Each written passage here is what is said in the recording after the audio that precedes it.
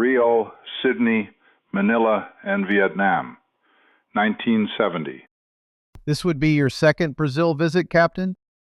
Yes, my first midshipman cruise, 17 years before, was to Sao Paulo, so I didn't visit Ipanema Beach.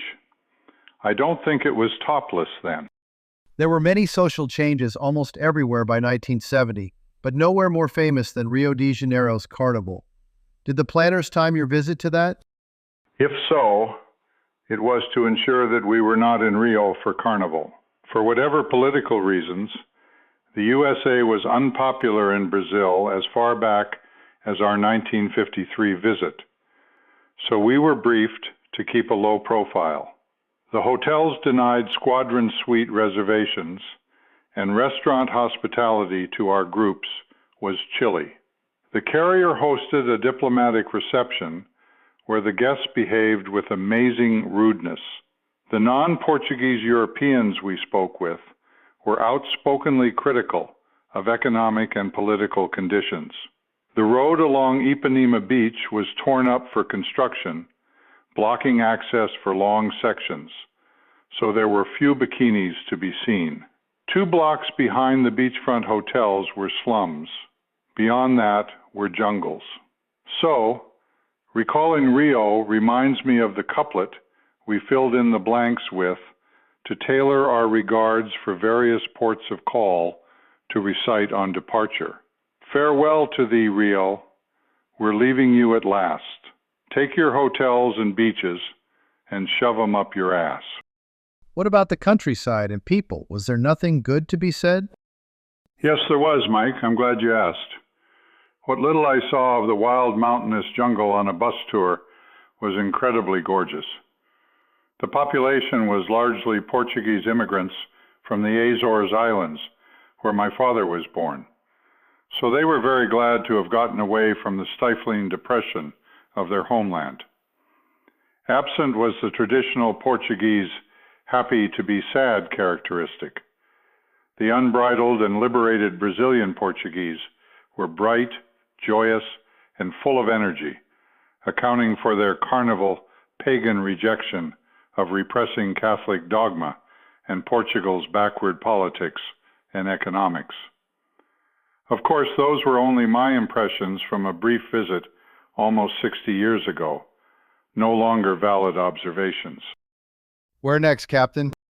A long passage around the Horn for a port call at Sydney, Australia. Isn't the Horn famous for shipping losses in some of the roughest weather on the high seas? Yes, many ships have been damaged or wrecked trying to round South America. At that southern latitude, there are no land masses to interfere with weather systems circling the Earth.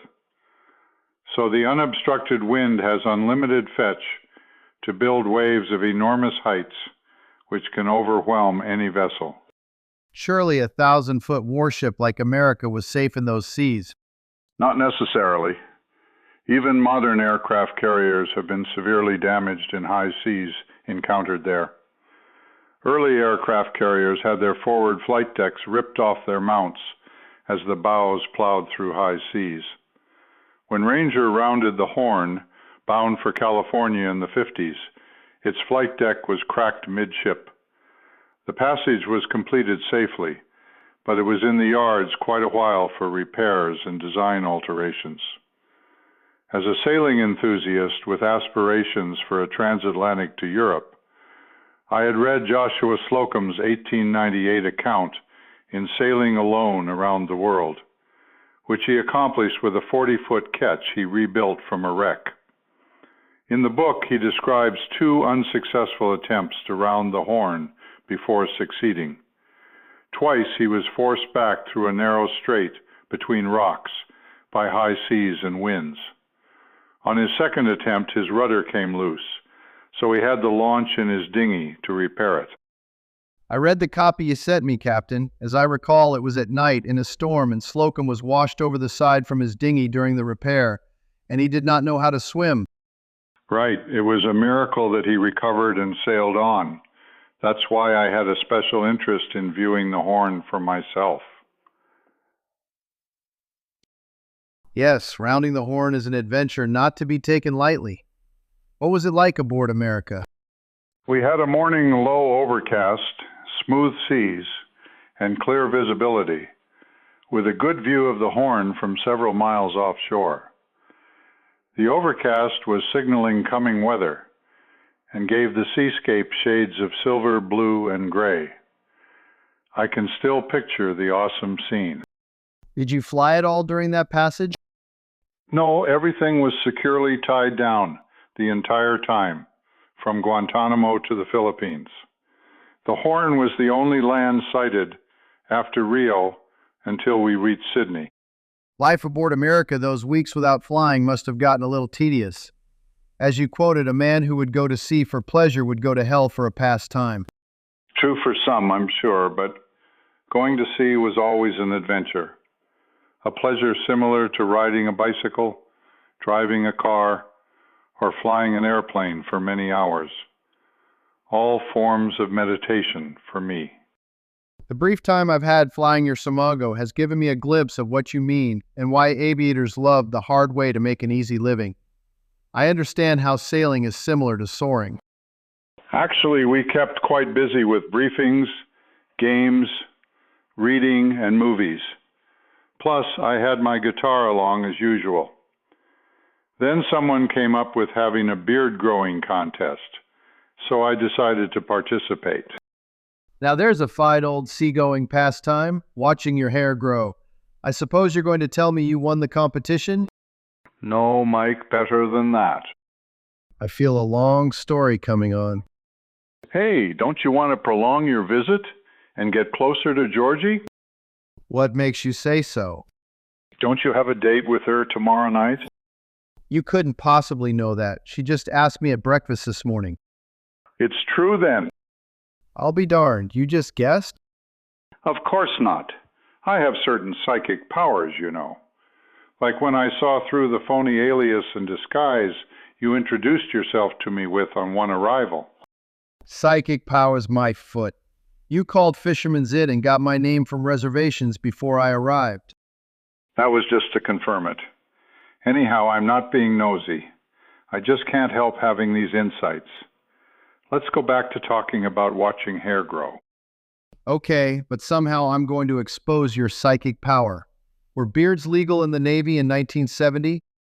Yes, Chief of Naval Operations Admiral Zumwalt authorized them in one of his many revolutionary Z-Gram personnel policy directives. However, there were a number of old guard senior officers and chiefs who dragged their feet complying with Z-Grams because they considered the drastic changes as threats to their authority. Since you were growing a beard, I assume you favored the Z-Grams? Absolutely, fully, and wholeheartedly. The Old Navy was burdened with chicken shit administrative regulations and procedures, reflecting demeaning attitudes toward enlisted men, which harken back to the days of wooden ships and command fears of mutiny. It was commonly believed that sailors had to be treated like animals to maintain discipline, and their weapons locked up until imminent battle to prevent mutiny. With the end of the draft, however, Navy recruiters were going to find it impossible to meet their quotas. The Z-Grams were not some liberal do-gooders feel-good program. There had to be a major overhaul of practices and attitudes to improve public image and re-enlistment rates. Otherwise, ships, submarines, and airplanes would not be manned. Admiral Zumwalt was selected to be CNO ahead of many more senior admirals, specifically for the task, and he did a very effective job of it. From what you said about your father, I expect he must have had some strong old guard Army sentiments against Z-Gram reforms too? Yes, indeed. Like many seniors, he argued that Navy leadership was becoming too soft. To get around that kind of intransigent resistance in the chain of command, Admiral Zumwalt got first-hand feedback from the fleet, bypassing Navy's Washington Palace Guard, and stubborn recalcitrants were subtly weeded out. I remember how silly it was that hair length became a major social issue for the establishment elders who were enraged by the long-haired hippie freaks' social rebellion. The more the adults were reviled, the longer grew the symbolic freak flags. So, I expect that hair length was a Navy issue which attracted more emotional attention than it deserved. It was absurd, Mike. Even the simple matter of permitted sideburn length generated debate and weekly Z-gram modifications. The truth is that few junior officers and enlisted men cared all that much about hairstyles, but the debacle made their seniors look foolish. Was the resistance to Z-grams widespread among senior officers? Those who supported Admiral Zumwalt tended to keep a low profile, waiting out the storm. But those opposed to him were hard to miss. For example, the NAS Lemoore CO, Commodore Tully, refused to allow flight jackets away from the flight line or permit beards, nor did he permit working uniforms to be worn driving to or from home and the base, all specifically allowed by Z-grams. So your participation in the beard contest indicated that you had a dog in the fight? Not to my mind. I had grown a mustache on previous cruises, so I thought it would be fun to try a beard. The event was well in keeping with seagoing tradition and became a highly popular and successful morale boost. Then, inexplicably, the announcement came from Captain Hayward that officers are not expected to participate in the competition. Was that taken to mean that officers were not to grow beards at all? Not to my mind, but many interpreted it that way and shaved. As it happened, my beard was coming along well, and Wayne did not tell me to shave it off, so I pressed on. But you didn't participate in the contest, did you? Sure I did. How could you, Mr. Salute and Obey? The captain's statement, not expected to participate, was weasel-worded and non-specific. If he meant to order officers not to grow beards or compete in the contest, he should have clearly stated it, so there could be no question that he was issuing an order, albeit an unlawful one. As I saw it, expected was not a substitute for will not in a direct order. Was participate supposed to mean that officers were not to act in support of the contest in any manner? My understanding was that formal Navy policy permitted beards, but that the officers were not to compete, so it would be solely an enlisted event. How did you participate then? The contest judging took place on the hangar deck the evening before entering port. The enlisted judges were seated behind a long table. Contestants were paraded before the judges one at a time, each escorted by his division officer. For squadrons, the term division officer was subject to interpretation, so Wayne appointed me to act in that capacity to escort all the Blue Diamond enlisted contestants. For the occasion, I wore my leather flight jacket and replaced the grommet in my bridge cap with a flexible surgical tube to give it a 50 mission crush, similar to German submarine commanders' hats. So you defied Captain America's suggestion against growing a beard and participating in the contest, and you did it out of uniform? I can hear your father's admonition that you were too rebellious to succeed in the military. I didn't see it that way. I participated in a leadership support role in the spirit of the event. Besides, as you noted, Wayne was writing my fitness reports, not Captain America. I had 15 years service, and I was a commander with every intention of retiring on 20 without need for further promotion. Best of all, I was a Squadron XO screened for command on the next tour. So how could Navy punish me, ship me to Vietnam? If there was ever a time for me to loosen up and enjoy my success as a naval aviator, this was it. Lord knows, after getting away with marrying Nazira, growing a beard was small potatoes indeed. Good for you. Did you keep the beard? No, Captain America decreed all beards shaved off on the weak pretext that we were to be the Carrier Division Commander's flagship. Earlier, Wayne and an enlisted plane captain staged a few gag photos with me in a silk scarf, leather helmet, goggles, and cigar, being boosted up to an A7 cockpit, presumably because I was too decrepit to climb in on my own. After the contest, as I stood at my sink to shave, with just the light over the sink, I took a close-up photo with my flight jacket, crushed hat, and lit cigar.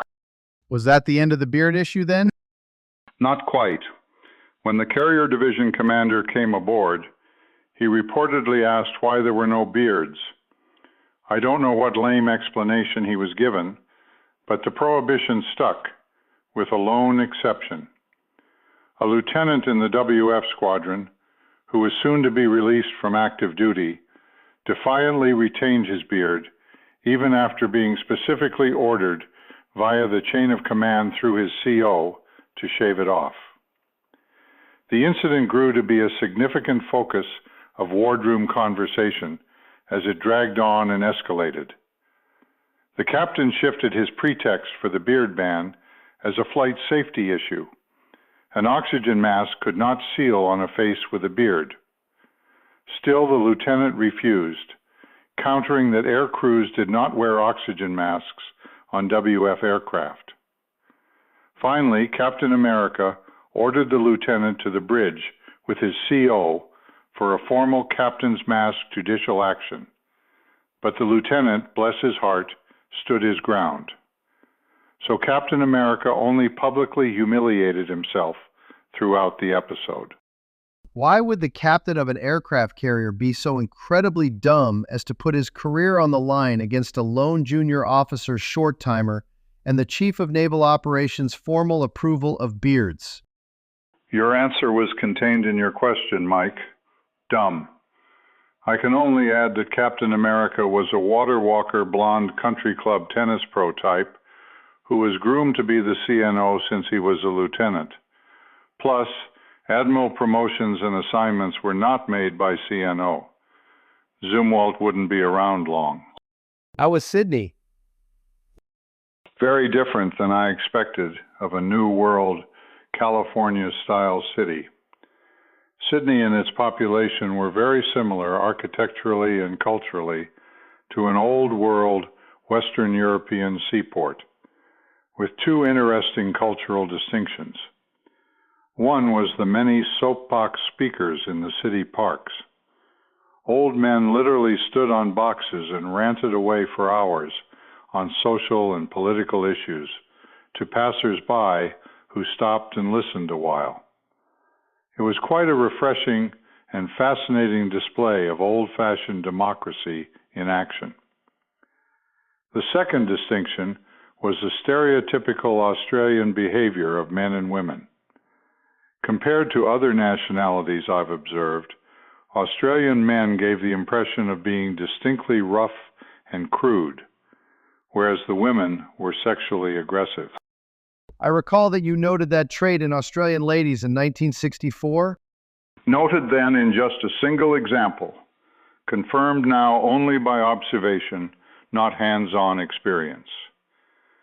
Being happily accompanied by Nazira radically altered my outlook on port calls in a most positive way. Besides, we were in Sydney for just a few days, nearly 60 years ago. Surely things have changed. Do you think it would be interesting to revisit Sydney and Rio to find out how much has changed? Maybe, but both are way off the beaten track and too far and inconvenient to get to from nearly anywhere. You could fly there yourself, or you might learn to transport yourself instantly, like Jonathan Livingston Seagull did. That's a thought. Some flight that would be. But if I got that far, I'd just continue the circumnavigation. An unsurpassable world record. I'll put it on my bucket list. List the moon and Mars, too. Anything is possible. Meanwhile, my destination was Kubi Point, Philippines, via conventional surface transportation. Did Nazira meet you there? No, the Air Wing would be flying a lot in preparation for our first line period, so we planned to meet in Hong Kong during the following in-port period. Our first-line period went well. The A-7E proved to be all we hoped for, a highly reliable and effective attack airplane. On those rare occasions where we had pinpoint targets, such as a bridge or power plant, we could be certain of destroying it on the first mission. Not having to go back for repeated strikes to drop a heavily defended bridge was a major advancement, particularly since we were achieving that accuracy without precise regard for altitude, dive angle, airspeed, or maneuvering to avoid AAA. The Blue Diamond pilots and maintenance crew proved to be superbly competent professionals in combat, and Wayne's relaxed, low-key Nebraska rancher, father of 11 persona, was a perfect combination for the ideal CO. He enjoyed his role so much that he seemed glad for me to leave him to it. It sounds like your executive officer duties were not very demanding. True. I was pleased to be just another pilot in the squadron, free to take time off with Nazira in port. So I wasted no time getting to Hong Kong as soon as we returned to QB Point. Leaving the Kowloon ferry terminal to meet Nazira, I was astonished to be greeted by life-size, full-length photographs of her in a bathing suit, prominently displayed in many of the storefront windows. What was that about? Did she return to the movie studio? No, she was competing for the Miss Hong Kong title in the Miss Universe contest. My, you two just had to be in the public eye every minute, didn't you? Sure, why not? As my pal Ron Hess advised, don't fade into the woodwork. Let him know you were there. How did Nazira accomplish that publicity campaign? She must have had very strong promotional support.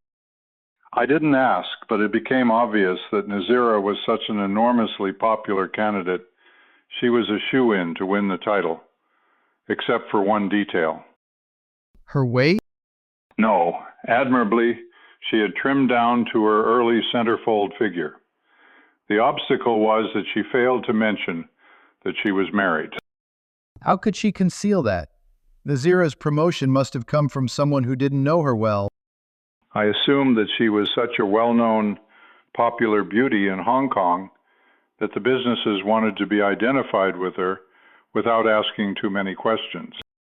How did you feel about the surprise? I was glad for Nazira. She had suppressed her movie ambitions and submerged her prominence to marry me. So competing in the contest would be a lifelong boost to her self-image, even if she didn't win. Did she win? Expectations were over the top when she became one of the 6 finalists. Her photo was so prominent in the media that it seemed she had been pre-selected to be Miss Hong Kong of 1970.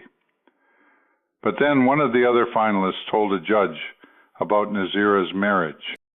Oh my gosh, with all the grand media publicity she received, that must have been a terrible embarrassment for Nazira and the pageant promoters to toss her out at that point.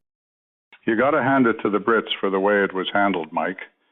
After Nazira freely admitted her marriage to the chief judge in a private conversation, she was told that she was to remain as a contestant through the final judging, but of course she would not win or place.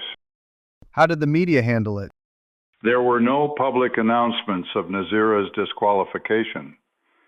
She simply did not win, so that was the end of the matter as far as I know. What were the effects on Nazira? I wasn't in Hong Kong for the event, so I don't know what her immediate reaction was. But by the time we met again, she seemed quite all right. She didn't dwell on it, so I didn't either. We never discussed it further. How do you think she was able to get over it so easily? I believe it had to do with the cultural aspect of her mentality. Muslims tend not to let guilt for lying spoil their day, a trait that facilitated Nazira's ability to sell refrigerators to Eskimos. She was glad she had made the effort and could have won. I think the experience was a satisfying rite of passage for her out of Hong Kong and into adulthood. Meanwhile, I had a different cause to make. How had the war changed since your last cruise? As I recall, not much at all. Same missions, bombing the same trees and road intersections. I have to admit, however, that I was somehow very fortunate to miss out on the years of the hottest and heaviest air action, with large Alpha strikes on Hanoi or air battles with MiGs. So, still no DFCs for you? Nope. My feeling was expressed in the World War II song. Distinguished flying crosses do not compensate for losses, nor were they worth lying for. Early in the war, DFCs were handed out so generously that the flow had to be restricted. The new criteria specified that there had to be elements of documented opposition, bad weather, darkness, and bomb damage assessment, BDA. Over the north, there was usually bad weather, AAA, and half our missions were at night. However, BDA was very difficult to document because there were so few permitted targets of value and so many bomb craters. So the criteria was nearly impossible to meet with truthful citations. First drafts were consistently bounced back down the long administrative chain to squadrons for more details, which meant elaboration, exaggeration, fabrication, delays, and mountains of paperwork for squadron administration, which was generally assigned to those with the most creative writing talents. The peculiar thing was that medals seemed to be most important to those who did the least to earn them, fighter pilots. Generally speaking, it was refreshing to see that the heavy-hauling junior attack pilots were the least motivated by medals. Instead, their satisfaction came from the psychic income of doing their jobs well and surviving without dumb heroics or fabrications for medals. How was the Blue Diamond pilots' morale? On early cruises, you said that 75% of all carrier air crews believed they would not survive. As I saw it, morale was excellent at all levels in the squadron and throughout the ship. I don't know of follow-on studies of aircrew fears by the flight surgeons, but my perception was that early fears were greatly allayed by better equipment, training, and tactics. Whatever negative opinions we had about the war and the way we were fighting it, and we had many, they did not affect our professionalism and camaraderie. I was always amazed that such complex and dangerous flight operations were accomplished without disaster in all weather conditions and 20-hour workdays on the flight deck by such skilled and dedicated teenagers. It was truly heartening to see in all my time aboard aircraft carriers, especially on Yankee Station during Vietnam. Weren't young sailors influenced by the hippie anti-culture revolution and protests? If so, it seemed to only harden their professional resolve. The Z-grams were an effective morale boost because Navy policy reflected genuine, humane concern at the highest levels. For Navy's practical reasons, though, right? Zumwalt's revolutionary changes went well beyond necessity, and the Navy has been the better for him ever since. Remember, too, that Navy always was an all-volunteer service, so sailors tended to be more inspired by patriotism, whereas the dropout draft card and flag-burning anti-war protesters who bailed out to Canada were motivated by cowardly fear of death, not idealistic anti-war zeal. Moreover, everyone engaged in carrier flight operations was constantly conscious of the crucial importance of doing their vital jobs to the best of their ability. So morale was sky high. What other highlights do you recall? Because of the pyramid rank structure, the necessary formalities of command, and the social distance between junior and senior officers, friendships become less common with seniority. As they say, it's lonely at the top. Though Wayne was a friend as my CO, now we were more formal. On the other hand, my counterpart, XO, in the other A7 squadron, VA 147, and I shared common personal interests in sailing and music. Bill was an extraordinarily charming, personable, and popular man, especially with the ladies, who invariably found him completely irresistible.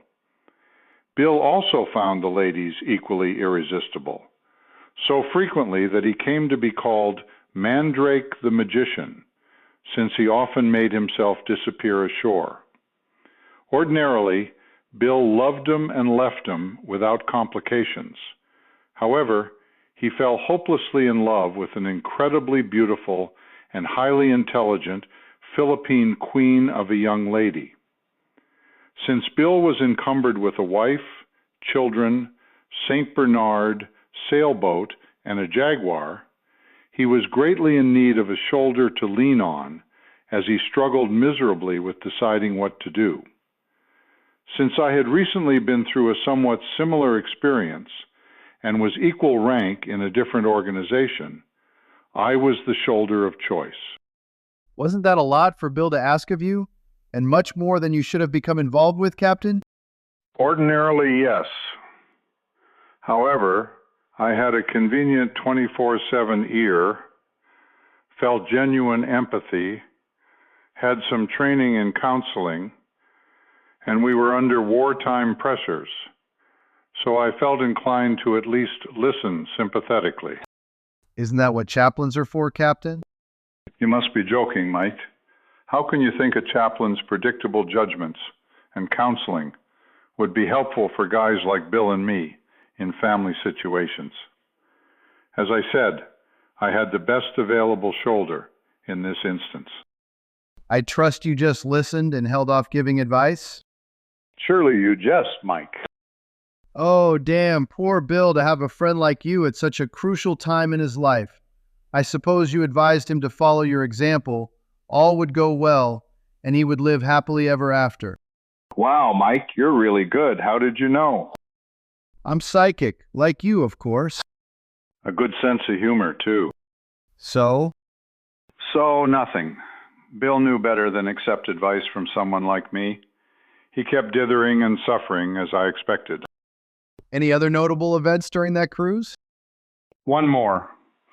Our public affairs officer, Lieutenant Al Junker, without our knowledge, used the pictures of me with the beard, leather helmet, goggles, and cigar, being helped into the cockpit by Wayne, for a Meet the XO article he wrote in the squadron newsletter to the families. The wives were reportedly astonished, and some questioned, "Is that really our executive officer?" Next in the mail came a personal letter to Al from the editor of the Lemoore newspaper, the Golden Eagle, enclosing a copy of his article, captioning my self-portrait photo. According to the editor's letter, nearly everyone liked it because it was unusual. The beard, the look in his eye, the shadows, everything caused, to me, favorable comment. With our CO, however, the story is quite different. He's been taking it in the ear from the clean-shaven Navy regulations guys and has made a simple, direct statement. No more beards in the Golden Eagle. Maybe you don't know that beards have been authorized at NAS Lemoore with an overabundance of furry faces around. The real career people are totally upset, etc., and spend a good deal of time talking about it. Commander Sousa's picture isn't the total cause by any means, but was timed just right to set things off again. Anyway, my congrats to you for getting me something interesting, but I guess no one else will be able to follow your lead. Remember, in future releases, no more beards. Drop lots of bombs. Roos. Well, unlike Captain America, you had to at least credit Tully for knowing how to give a direct order, didn't you? It's a good thing you were 12,000 miles away. Were there any repercussions for you? I'm sorry I missed the celebration with the sailors at home, who posted every single copy of the photo and article, including the archives issue, on all the bulletin boards. I'm sure the photo and reports also made it to Admiral Z's desk, so it was all in good spirits as far as I was concerned. However accidentally, I was glad to be on the right side with the sailors and CNO in making a difference by contributing to a social revolution in the Navy. Although there were to be later repercussions, as we'll see, none affected me personally. Thanks to Al, that still wasn't the end of the photo. On return from one of my many trips to Hong Kong to see Nazira, there were wanted Manuel B. von Sousa, notorious World War II German submarine commander posters, with my picture in many places around the ship. Wanted for what? The caption read, "For desertion, sinking 3 German destroyers, 2 hospital ships, and the good ship Lollipop. Reward, 20,000 old cruceros or abat, or 9 pesos, or a VA-147 A7E. Last seen hiding in Hong Kong." Al sure earned his keep as your PAO by keeping you in the limelight. Since he was doing all that on his own without your okay, were you concerned that he was overstepping a bit? Not at all. I was a fair target. Moreover, I felt that it was hopefully an indicator of a spirited, open channel of camaraderie for me with the officers and men. I was rightly grateful to Al for doing a perfect morale-boosting job of using me to promote the Blue Diamonds. I was especially proud of the Navy for letting me get away with all that stuff. What told you that the men were with you and it wasn't just Al's show? I just felt good about it, and I was unconcerned with consequences, which I believe the troops sensed. If I had been orchestrating Al's actions, everyone surely would have seen through it all as a personal ego trip.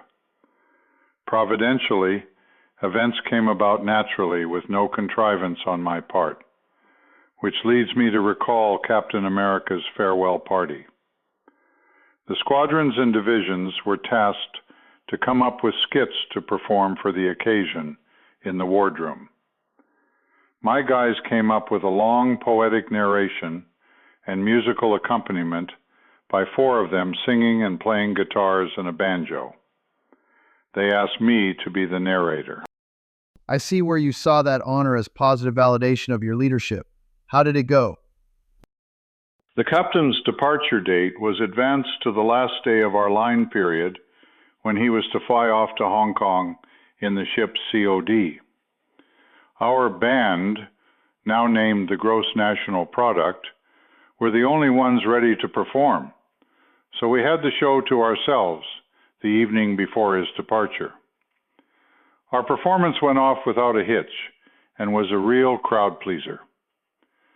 Bright and early the next morning, I was awakened by a call saying that the captain was offering me a ride to Hong Kong with him if I could get to the flight deck in 30 minutes. I threw on a flight suit and cap, packed a bag, and made the flight with time to spare. During the flight, I sat with the captain and had a pleasant personal conversation about his career. He said that having all his tours cut short for fast-track advancement left him feeling that he had missed the best parts of squadron flying. When we arrived in Hong Kong, I quickly called Nazira to surprise her, but her mother answered, saying that Nazira had flown to Manilla as we had planned. So I ran to the men's room, changed into civvies, and ran to the ticket counter for a ticket to Manila, but was told that I had to have a passport, which I did not have. In those days, we could travel using only our military ID cards, but what I didn't know was that we had to be in uniform for that. Thankfully, the clerk agreed that my flight suit and cap would suffice, although it was somewhat odorous from perspiration. By the time I changed again, the plane was loading, and there, 6 passengers ahead of me in line, was Nazira. It was too late to cancel, so we flew to Manila. When we checked into the hotel, I pondered what to do with my $800 cash. The Philippines were notorious thieves, and there was no secure place to keep valuables, not even with the hotel management. So keeping the cash with me was the least objectionable option.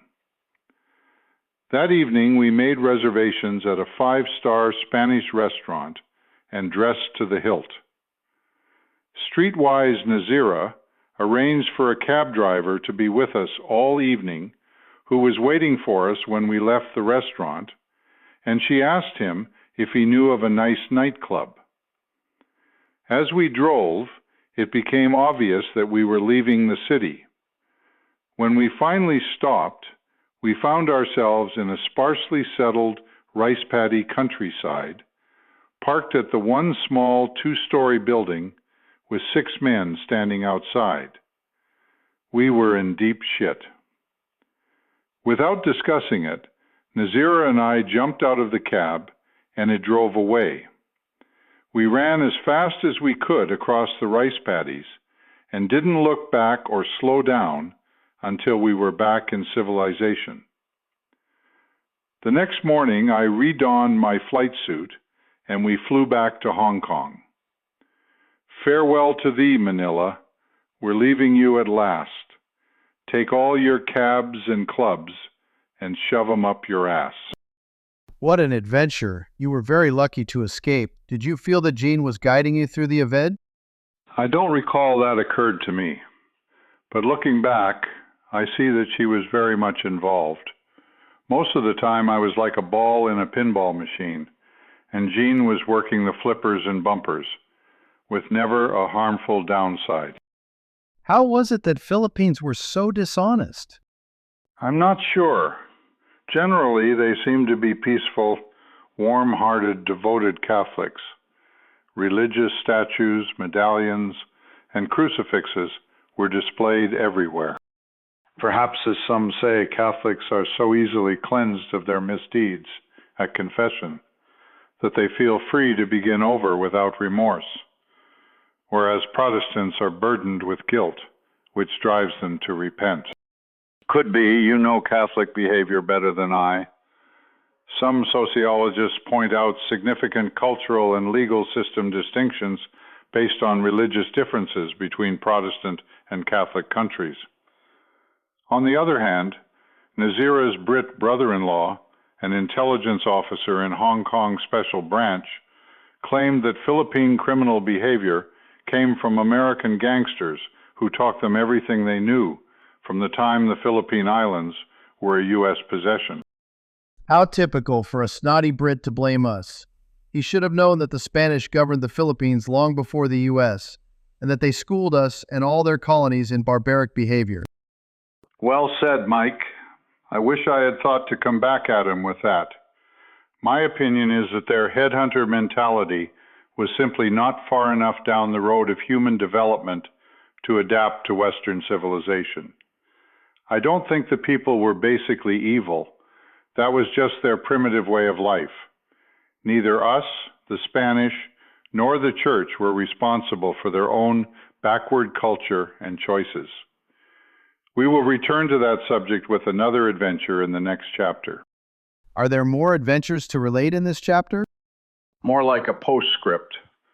The new Captain America noted to the chain of command that it would be as short a passage home if we completed our world circumnavigation via the Cape of Good Hope, rather than return the way we came around the Horn.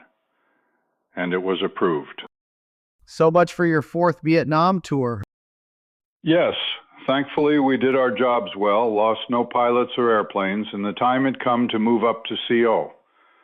But for unknown reasons, Wayne asked to delay our change of command until we returned to Lemoore. Considering his kindnesses to me, I had no objection. On the way, we stopped at Sydney again, and the new Captain America hosted a ship visit by the mayor and his wife. When the captain greeted them on the quarterdeck, the wife pointed to the beard photo of me on the roster board, which Al had substituted. "Who is that? I want to meet him," she exclaimed. Just as well that I was already ashore. I'm sure she would have been disappointed. Considering your beard's brief life, you certainly got a lot of mileage out of it, didn't you? Yes, indeed. Or at least Al did. How did the Cape of Good Hope compare to the Horn? In my experience, quite similar. The seas were fairly calm and the visibility good. Passing just a few miles offshore, the Earth's curvature can significantly obstruct the horizon, so there wasn't much to see. Still, it was an impressive landmark because of its remote geographic significance at the southern tip of the African continent. Of course, there's always a special grateful feeling of completion in sighting any landfall after a long ocean passage. Since Nazira had been with you throughout, I suppose that homecoming was redefined for you. Yes, it was, for the better, especially compared to the previous cruise, when I came home to face a divorce. Yet there had always been an overriding tenseness, if not pain, in all my countless numbers of farewells and reunions, regardless of whatever sense of relief may have accompanied either. Nazira was to follow after I set up housekeeping, so this homecoming was a welcome non-event for me. Nearly 1/3 of the squadron was moving on to new assignments, and half those remaining for another tour went on 30 days leave. Plus, a number of our A7s were transferred to other deploying squadrons or overhaul facilities. So the Blue Diamond's hangar was peacefully quiet when Nazira rejoined me. A month later, the Air Wing commander, Bill, and I had a three-way change of command, which everyone on the base attended because flight operations were canceled by fog. Even Commodore Tully and my parents attended. Following the ceremonies, everyone drove to the Officers' Club for our reception, which required passing under a taxiway overpass. There on the overpass for all to see was a huge banner saying, "Welcome aboard, Skipper Sousa." In the middle was the 2-by-3-foot enlarged photo of Wayne boosting me into an A7 cockpit with beard, goggles, leather helmet, cigar, and silk scarf into the cockpit. Good old Al, what a guy. Do you suppose that Commodore Tully thought highly of Al's work too?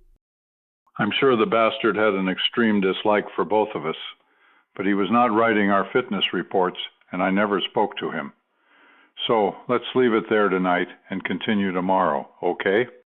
Sure, Captain. You had a long night last night, and I have a flight and heavy day tomorrow. So, shall we take a day off?